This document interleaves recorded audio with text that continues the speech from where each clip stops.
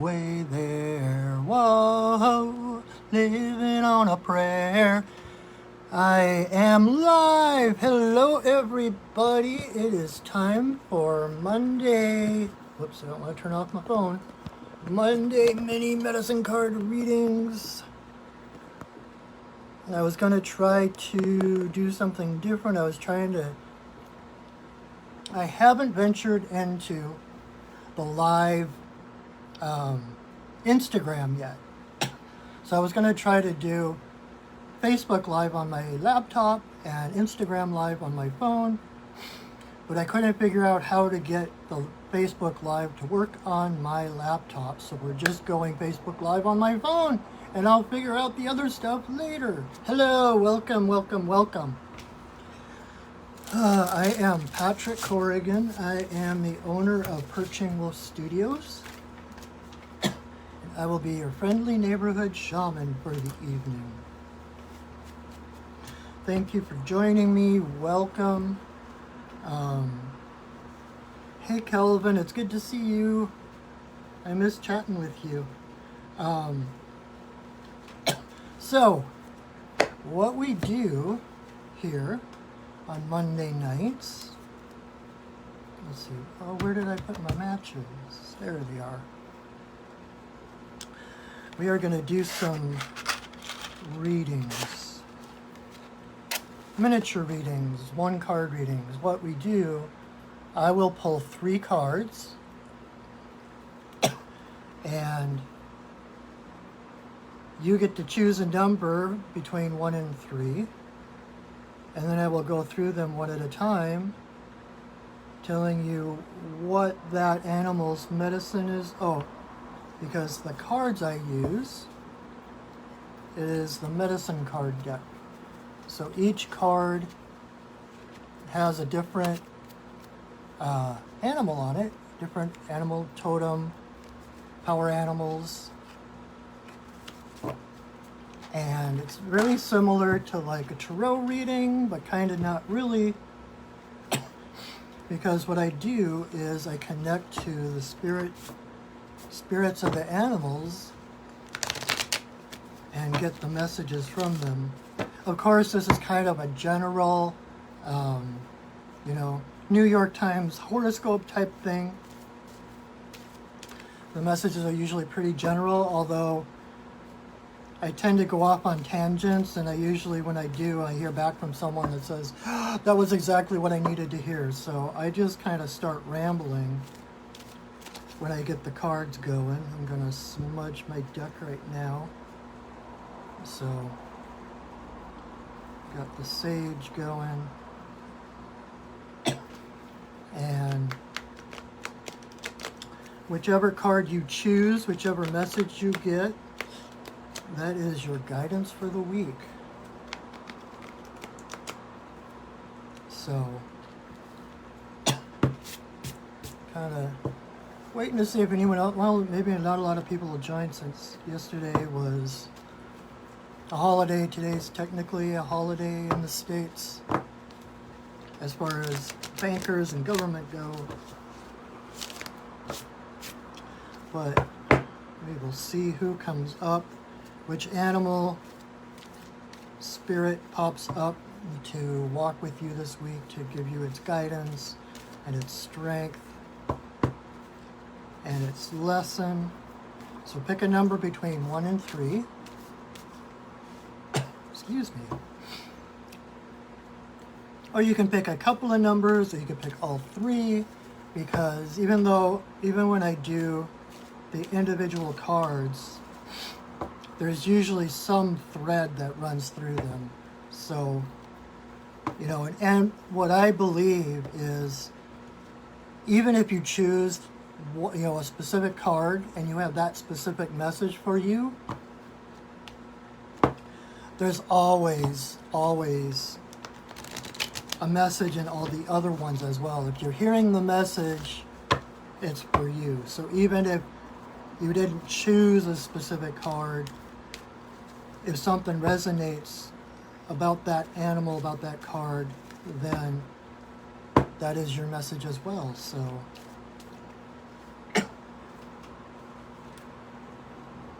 Got my fan going so I don't get too overheated. Got my nice glass of water. Thank you so much for joining me. Thank you. Welcome. I so appreciate. I love doing this. I love doing readings, and if you enjoy this, consider coming to me for a full reading individually for yourself. You get like at least 5 cards, sometimes more, depending on where Spirit takes us. And then it's totally custom made for you. The messages are just for you. And I get lots of great feedback. I think I'm pretty good at what I do. So, all right.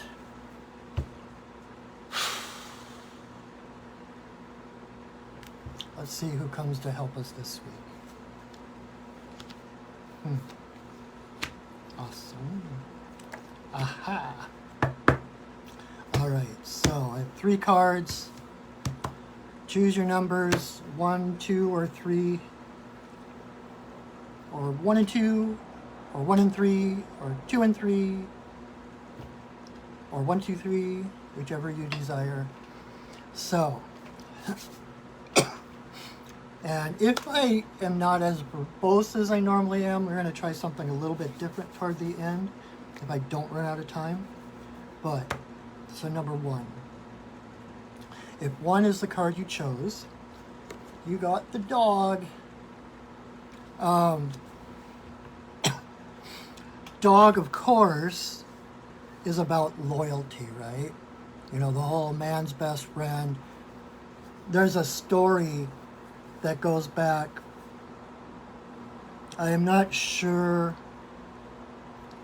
what tribe it was originally with, or if it's kind of a general story, but you know, at one point humans and animals communicated. They were all part of the same tribe. They all talked and communicated, and at some point Creator decided, and I don't remember the reason why, but he decided that humans had to be different. He kind of created this chasm between the animals and humans. So as he was creating, or she was creating that chasm between the animals and the humans, dog jumped across the chasm to join humans. That's how loyal he is. And so dog is about loyalty. Dog is about heart, about love.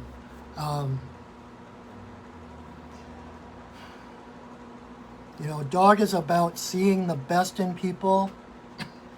The thing that people get incorrect about dog is they believe that loyalty means being loyal to someone no matter what. You know, it's like to their own detriment.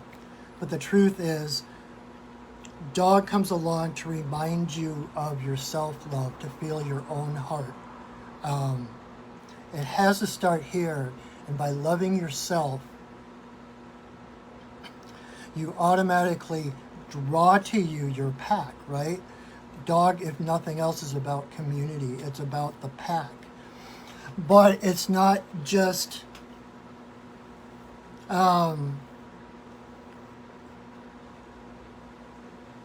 you know, like when I was young, like a lot of us, I kind of stuck out. I didn't fit in. I was not a normal kid. And so anybody that was nice to me, I was like, oh my God, they're my friend. And so I would compromise myself. I would sacrifice myself, go out of my way to make sure that person still liked me, right?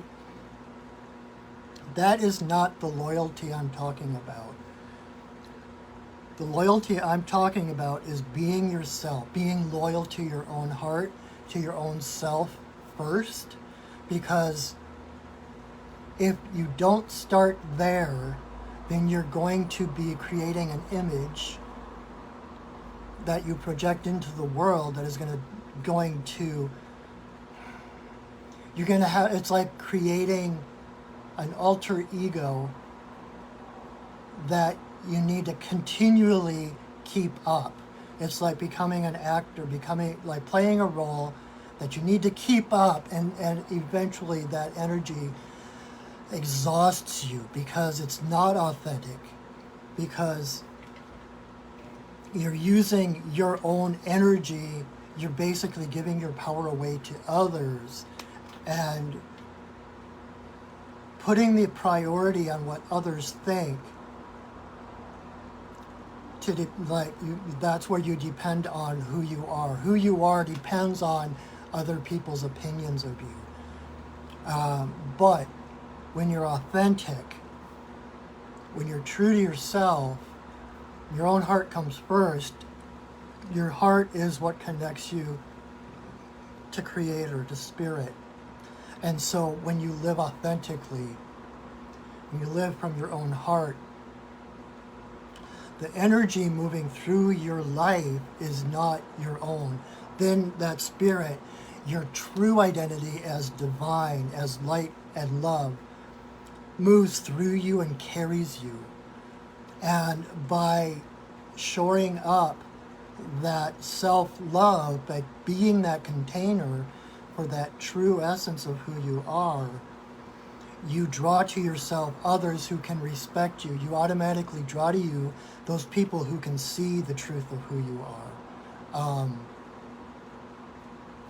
And so Dog is all about self-love and creating your pack, drawing to you your tribe, your pack, by being true to yourself. Because otherwise, if you're not being true to yourself, you're constantly going to have people coming in and out of your life who are not authentic in themselves.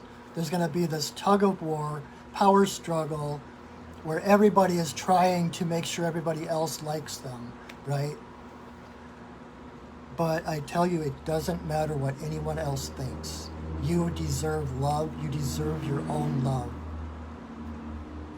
And I was in a class, I have a class, this monthly class with Lisa Williams, if anybody knows who she is. Amazing, amazing psychic medium. And one of the things somebody said, her co-teacher, Mooney, I have no idea what his last name is, but he said, he quoted Marianne Williamson about, if I can remember exactly, boundaries. Let me see if I can get it right here. Boundaries are the highest form of self-love. When you create those boundaries, when you're willing to say no to what doesn't suit you, that is the highest form of self-love, because that's where your integrity lies. That's where your true being lies. And when you're your true self, then there's nothing anyone can pull over on you. Then you can see through the facade of other people who are trying to get you to like them, or they're like withholding love because you're not living up to their expectations or whatever. When you love yourself, you're complete in yourself, and you draw to yourself others who are complete in themselves, so that it becomes a win-win. You create your own support system that way, right? And the thing about boundaries, dogs, like canines are, above all else, guardians. So it's about being the guardian of your own boundaries. It's about paying attention of who's in your life and who's not, what like where the edges of your circle are, and who is allowed inside that circle and who isn't. You know, and it doesn't have to get mean and vicious and blah, rah, rah, rah, rah. But it's by that, no. Yes, you can come in, you know, and by doing that, when you have those strong boundaries, It's those strong boundaries on the outside that allow your inner puppy to come forth. Then you can be playful and creative and soft and cuddly and all of those things. You know, I actually, I have a Zazzle account. If you're like, I have some of my drawings and some of my pictures and totems and different things on Zazzle if you look up Perching World Studios. And one of the things I have on there is a cup, is a mug. I think I've got a t-shirt and stuff too, but it's remember to nurture your inner puppy. Let your inner puppy play, you know, and dogs know when someone's genuine and when they're not, right? So trust your heart, trust your inner puppy to know who to play with and who not to. Trust your intuition, trust your instincts about others. Don't let yourself get pulled into relationships or even friendships with other people who don't feel right to you. A simple no is all it takes. No is a complete sentence. You don't owe anybody an explanation. You don't owe anyone a justification. It's just simply no. All right, so that's number one. Number two is someone who's been around me a lot lately. Blue Heron. Heron is about self-reflection. Again, kind of like what I said with dog, when you're true to yourself, the people who belong in your life, the people who support the genuine, authentic you will just show up. Heron is one of the best hunters in the animal kingdom, but he doesn't hunt like others. Like, he doesn't hunt like dog, like going out and running down prey or whatever. Heron stands in the water and stillness. It's from stillness that he's able to act. And it's in that stillness that he creates a shadow, casts a shadow on the water, right? And it's the coolness of his shadow that draws the fish to him. The fish are drawn to that coolness. So they come toward him. And so by looking into his shadow, looking into his reflection, he finds those things that nourish him. He finds those things that feed him. There is nothing in your shadow to be afraid of. It's by looking into our shadows that we find our true self. And it's in stillness that we're able to move. It's like when Heron sees a fish, it's like a lightning bolt. Like from 0 to 150 miles an hour in no seconds flat, right? It's like lightning. And it's from that place of stillness, you know. And the other thing about Heron, and this is what he's been teaching me lately, when I need to ground,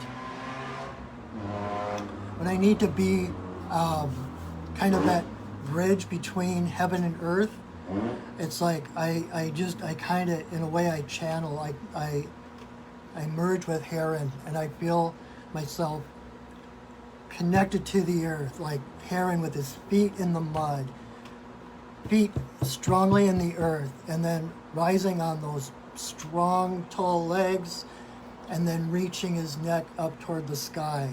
And so it's like becoming that bridge, connecting heaven and earth.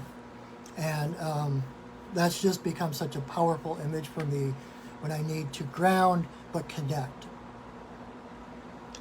And in that way, you know, that's part of what allows him to be that hunter, to have that self-reflection, because he's not like flopping around in the water, stirring up all the mud and the dirt at the bottom of the water, which will make it even cloudier. When he wouldn't be able to see anything, he'd die because he couldn't see the fish to hunt them. So it's in that stillness, that rising above the water. If you think about the water as kind of the, you know, the currents and the flow of the world, the emotional ups and downs, Heron stands above that so that he can see clearly. And he doesn't churn the water. He doesn't look into the water like, I think I've said this before, but there's a quote by Alan Watts about how you can't create still water with a flat iron. All you do is create more waves. So it's the stillness of Heron. He's got those skinny little legs that create hardly any ripples, especially when he's standing still. And so he doesn't create waves. He doesn't create ripples. And so he's instrumental in the stilling of the water. He doesn't fight the current. He doesn't try to push the river. He just stands still and allows the water to become still around him.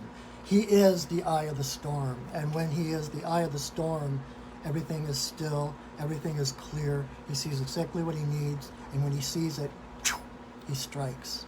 Okay? So that's number 2. 2 is Heron. Number 3. If 3 is your card, you got the Wild Boar.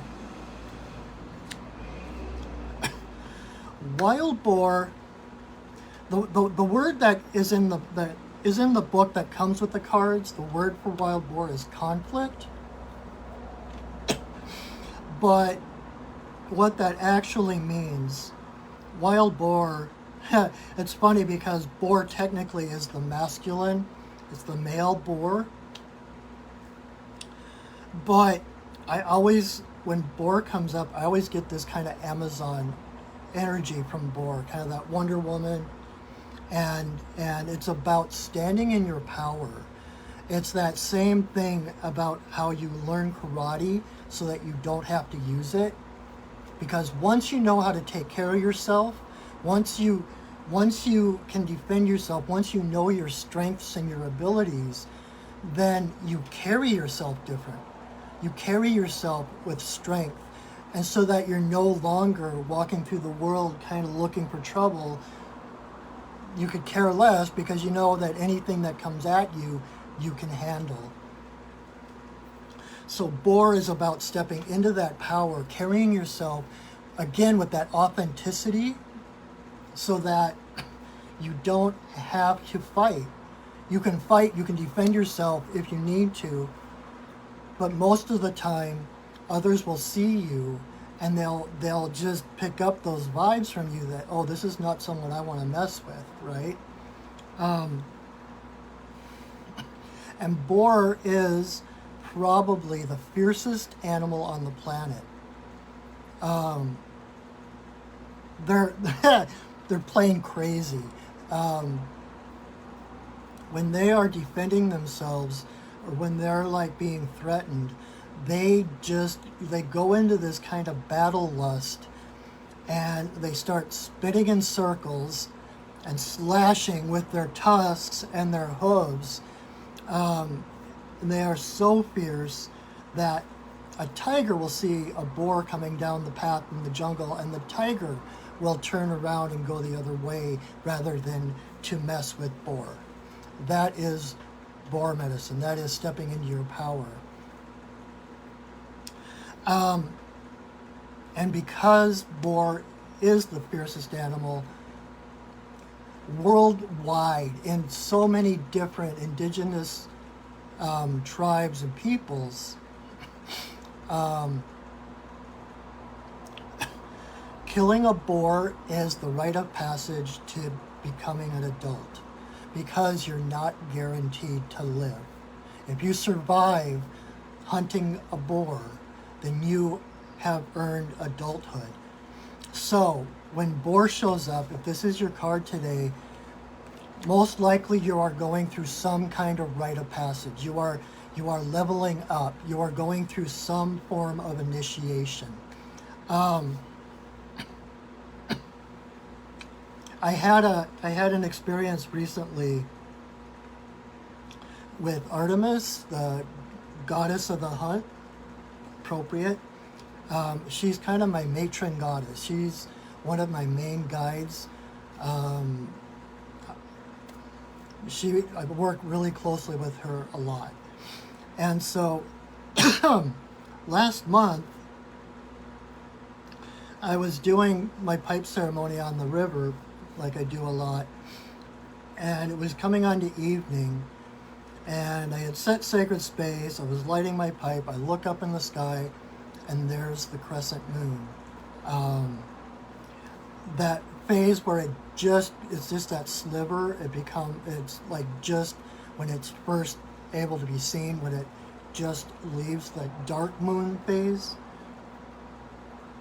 Traditionally, that's known as Diana's bow, and Diana is the Roman version of Artemis. And so I look up in the sky and I'm like, oh my God, Artemis is here. And I was going through some stuff. Well, I'm always going through stuff, right? But I was going through some stuff, and so I'm like, thank you for coming. I almost got tears in my eyes seeing the moon, like knowing I could feel Artemis's presence with me. And so I went inside, I connected to Artemis, and I asked her what I needed to do right now. And she was like, I think a dismemberment is appropriate.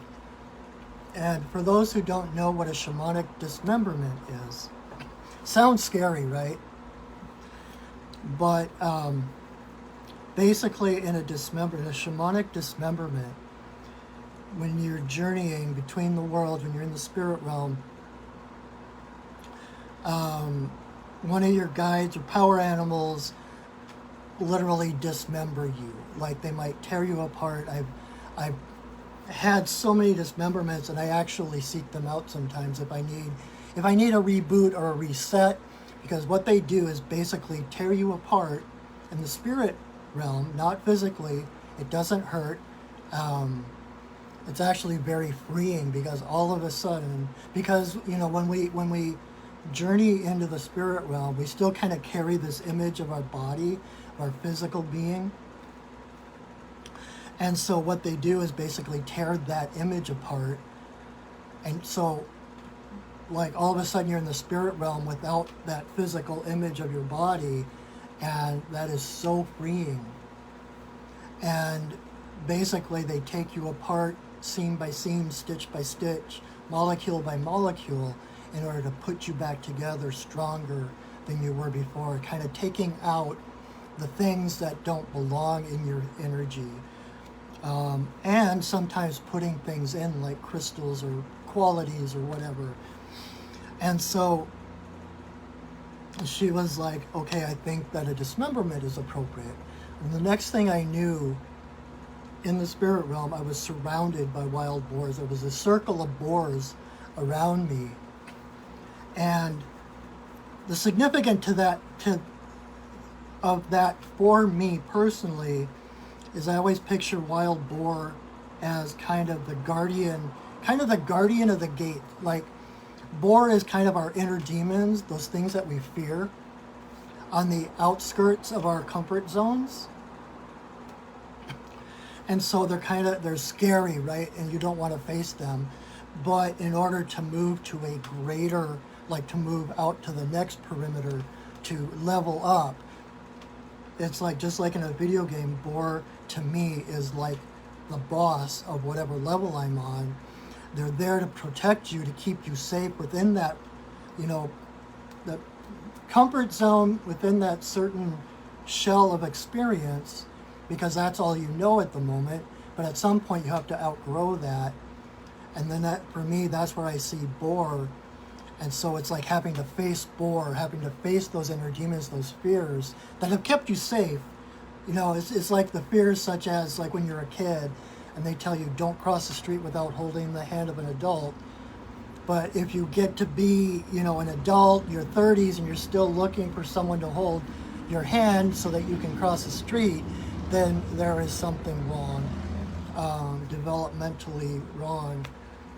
And so you have to, you have to face those fears to move to a greater existence. And to me, boar is the one that, it's like those fears actually serve a purpose, and they keep us safe until we outgrow that level. And then we have to face boar And Boar then becomes the gatekeeper, because if we can face Boar, we can face our fears and move through them, then we get to grow into the next level. Does that make sense? He's there to make sure, just like in a video game, you spend that level acquiring tools and skills and abilities, and if you don't have all the skills and the abilities to get through the boss, then you need to go back through that level again and get the abilities that you need for the next level. So Boar is, in a way, the teacher, the gatekeeper, to make sure that you have everything you need to expand to that next ring of experience. And when you can face your fears, you basically are taking your power back from those fears. The fears are there because we're not facing them. And when we don't face our fears, they become bigger, more nebulous, more threatening. But when you can face the fears and you realize that you're the only one with the power here, that power of those demons just disintegrates. So the dismemberment that I mentioned, so here I am with this ring of boars around me, and she's like, okay, dismemberment time, and she sent the boars in, and they just came in slashing and crashing and just basically reduced me to powder.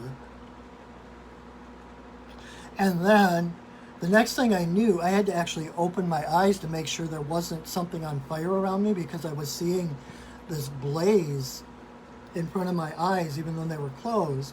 I'm like, what's the fire? And she was like, well, the friction of the boars spinning and slashing, like hitting their tusks together, started it all on fire. And it was kind of like the phoenix, like burning, and like me rising from those ashes into a new way of being. So I hope that makes sense. I know that's a little out there as far, that's like a real big part of shamanism. Oh, my light just turned off. Why did my light turn off? Oh well, you can still see me.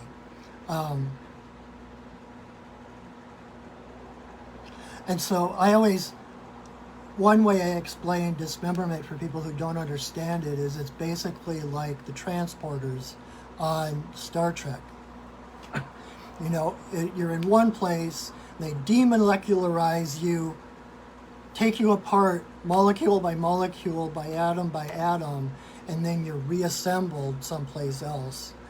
And the thing about the transporter system is they have filters, so that when you're beamed up to the ship, if there's any kind of disease or anything in your system, in your physical system, those filters will take out that, what I want to call, that energy or that presence that doesn't belong there, whatever the root of an illness is, whether it's a virus or bacteria or whatever, it like puts you back at your prime strength. So that is Boar.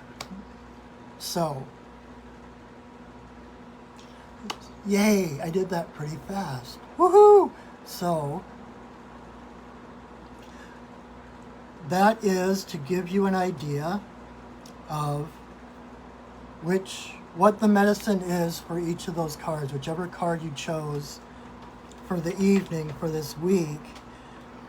And now, because there's one thing about doing readings that I feel is lacking.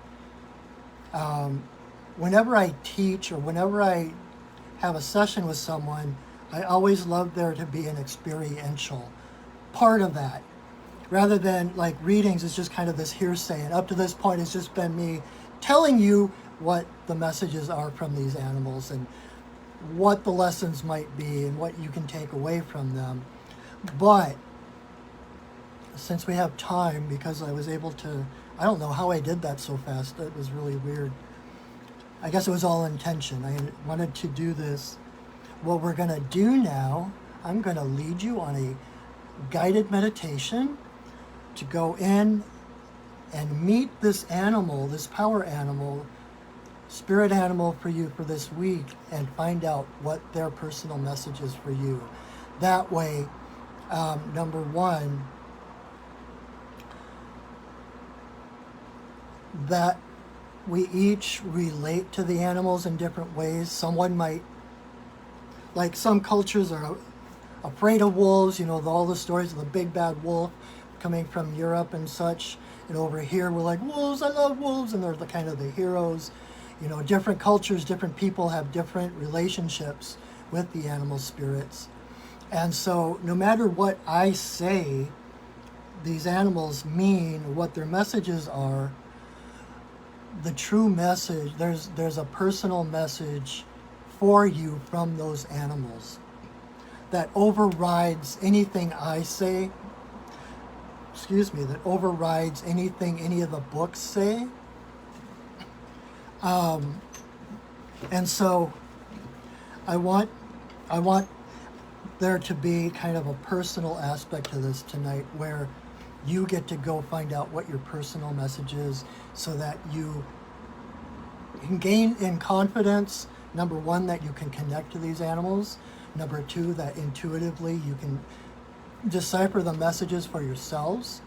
And I always find it more validating to connect, like if I see an animal or an animal pops up, to connect with that animal first, to ask what the message is, and then I'll go look it up in what other people have written or what other cultures say, to see if it meshes with what others have said or felt or whatever. And that just validates that personal strength of being able to connect with them yourself. So, you know, my whole job as a shaman is to empower others. And so I'm jumping at this chance to give you that tool to be able to connect with them on your own and find out what their message is for you. So, and if you chose more than one card, just for the moment, just pick one. And how am I going to do this? I'm going to drum softly. So it's kind of like a guided shamanic journey. So go ahead, relax, close your eyes. Take a deep breath and hold it for a moment. And let it go.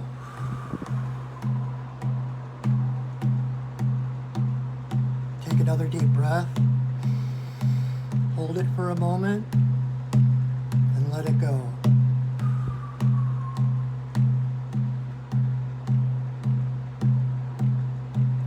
Now in your mind's eye, I want you to see yourself on the edge of the trees of a forest, looking at this vast meadow,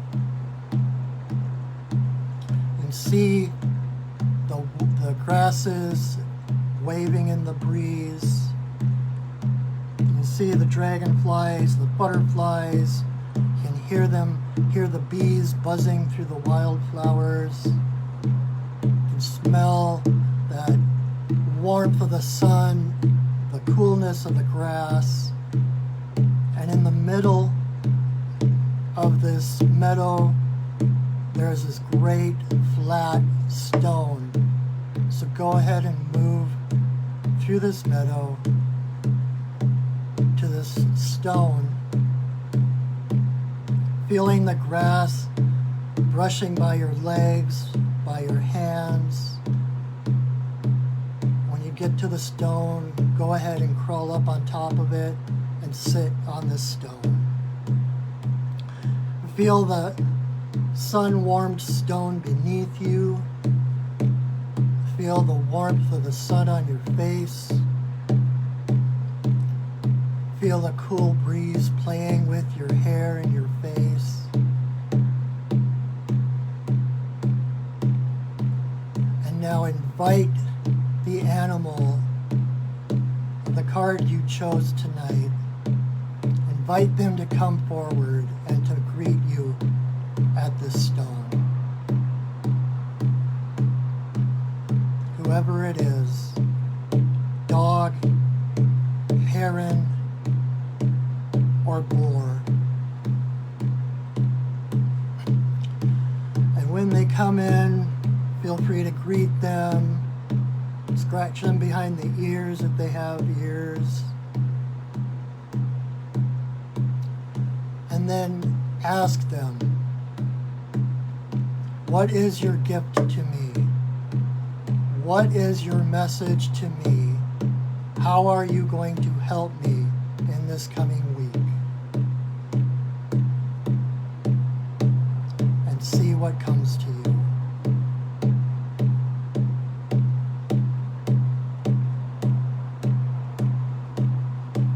Their answer might come in an image, might come in words, it might come in just a download of information. Suddenly you just know. But open your inner ears, your inner facilities, to hear what they have to say to you.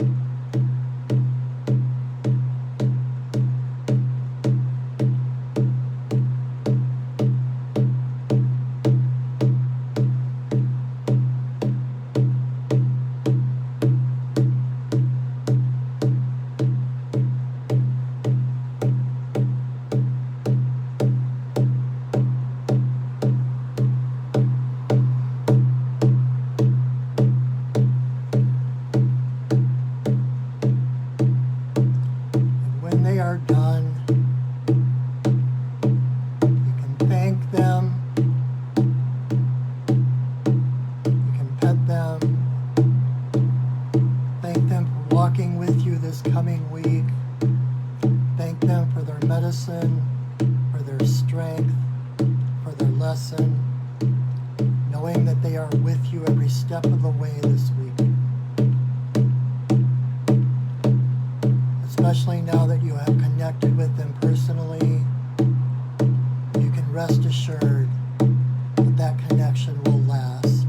And you can call upon them at any time.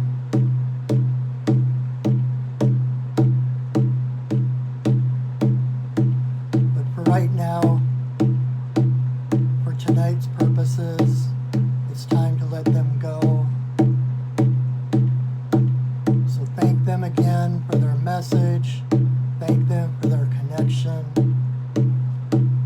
Tell them you will see them later, knowing that you can always come back to this place. You can always re-listen to this meditation and come back to talk to them or any other animal that you feel connected with.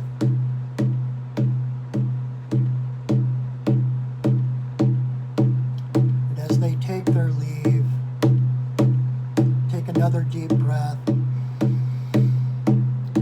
hold it for a moment, and let it go.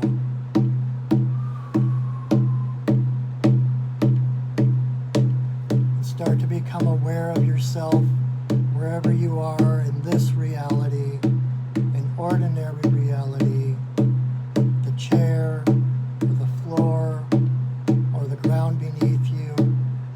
Feel that support. Wiggle your toes, your fingers. You can even tap on your legs, tap on your chest to help you come fully back into your body. When you're ready, in your own time, you slowly open your eyes, come back fully to the present.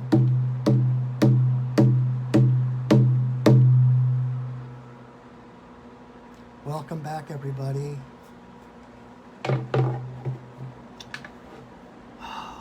I hope that was helpful. been wanting to do something like that since I've started doing these weekly readings. I hope you got something. It's amazing when we do this kind of thing. Like, we talk to the animals themselves and they give us a message. In the context of the meditation itself or the journey, it just seems like, oh yeah, whatever. Of course that's what they said. And then I find that when I come back to ordinary reality, I'm like, holy crap, that was so profound. Oh my God. So,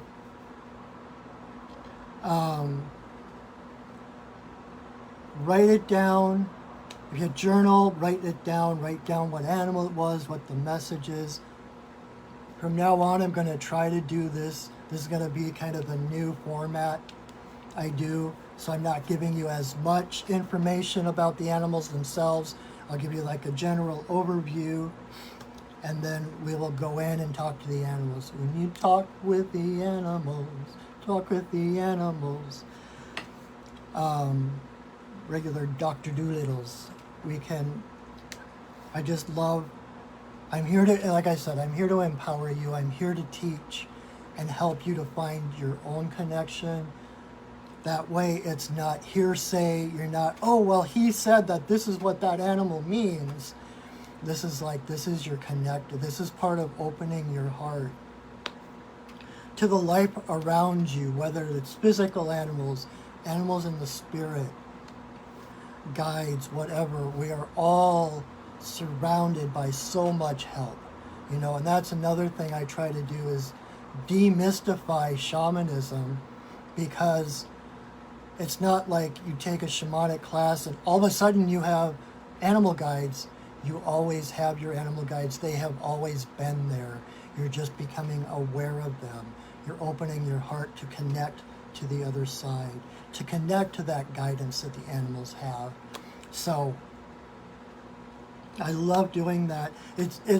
I so love doing this in person in classes or one-on-one with people. So this is like kind of hard on me to not be able to get the reply right away. But if you feel like sharing, I would love to hear your comments on who you went to see, what messages you got. And if you got nothing, there's nothing wrong with that. This is like a muscle that you tone by practice. If you got nothing this time, go back, re-listen to the meditation part of this video, and keep trying until something comes. Or you might be surprised, like tonight you might actually dream about that animal and they'll give you a message in their dreams. Or maybe you'll just be walking along tomorrow or the next day and all of a sudden, boom, something will occur to you. Oh my God, that's what the animal means to me. That's the strength that I needed this week from that animal, or whatever it is. But know that you are always connected, that this is part of who we are. We have guidance, we have animals, we have angels, we have ancestors around us all the time. And you can connect to them. You can be your own, like there's a guy named Shamak Durek that I watch quite a bit, and he talks about be your own damn guru. It's like, my job is to try to help you find your own guidance. So feel free to re-watch this as many times as you want to or need to. If you chose more than one card, go back and listen and do the other card you chose or the other two, whatever it is.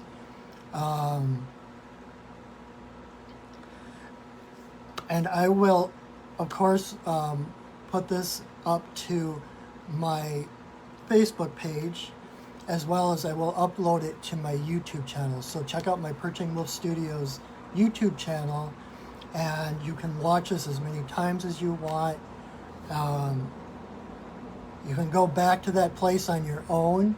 If you meditate or if you do shamanic journey, you can journey back to that stone in that beautiful meadow surrounded by trees.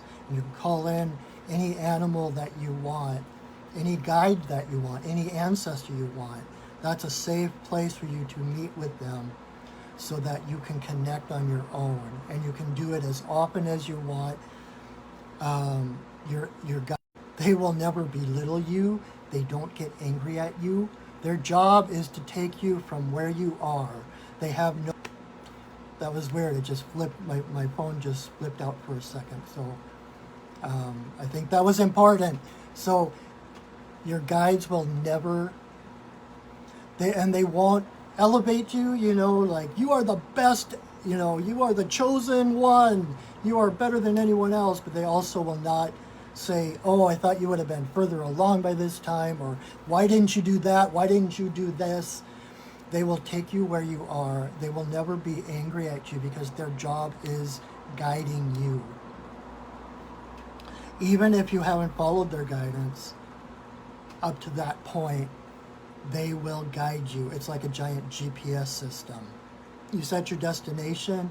If you turn left when you were supposed to turn right, they will just go rerouting and they will bring you back to the main course.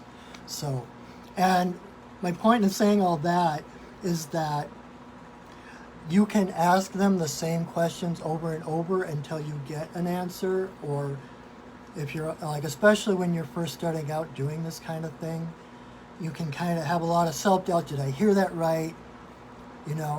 And I can't tell you how many times, even still, I will get guidance from one of my guides. It'll be, are you sure? Are you sure? Are you sure? And they will answer you as many times as you need to hear it. They won't get angry. They might roll their eyes. My guides tend to roll their eyes at me quite a bit, but they will never get down on you for not getting something right away, for not being further along on your path. They are here to guide you. So I am going to probably continue this kind of format from now on. If I don't get too verbose like I tend to, if I don't go on and on and on about a certain animal or whatever, if there's enough time at the end, I will continue to do this, because I know if I were watching this, if I were learning these things, that this would be helpful to me. So I'm hoping it's helpful to you. Let me know. And the weird thing is, even though I covered all 3 cards and we did a guided meditation, I'm actually 5 minutes early from what I normally do. I try to keep this to an hour. So, but that is all I've got for tonight then. So connect with those animals. Hopefully I was able to take this another step for you, where it's not just hearsay, where it's not an encyclopedia where this animal means this and this animal means this. It's, this animal appeared to me, what's the message? And so by bringing it out of the hearsay, like the observer standpoint, I hope this has become a little more experiential for you, so that you have this experience of connecting with them. And once you have an experience, it's part of you, and no one can ever take that away from you. No one can say anything that's going to take that experience away. When it's just the hearsay, when I say, oh yeah, this animal means this, you can come up with your own doubts, you can hear someone else's opinion, and then it can, kind of falter because it's up here someplace. Now this is here.